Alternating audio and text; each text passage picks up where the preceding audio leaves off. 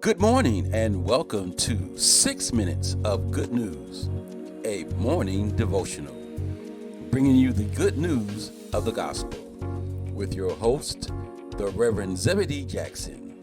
So sit back and let's dive into 6 minutes of good news. Good morning, my brothers and sisters. Thank you for tuning in to 6 minutes of good news.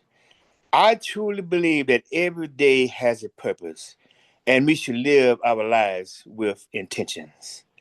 Today's good news will be centered around the truths expressed in the book of Romans, the fifth chapter, verse number 8. I generally believe that the Apostle Paul has given us some profound insights that we should carefully consider.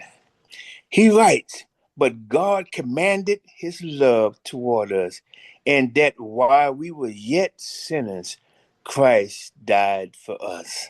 Sometimes we need to be reminded that at some point in our lives, whether in our younger years or our latter years, we was unattached to our God and his ways.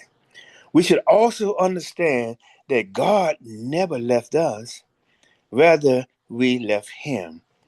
The good news is that God never changed his mind concerning the love that he had for us.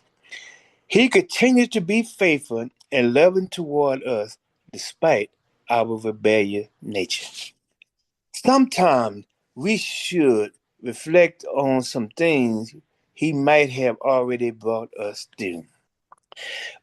When we are honest with ourselves, we can look back and understand the mere presence of God in our life has kept us from being destroyed by worldly distractions. If you think about it, God may have already delivered you from the stronghold of alcoholism, womanizing, or a temporary health issue. Nevertheless, he never gave up on us. The message is not to belittle anyone. It is about how much God truly loves us.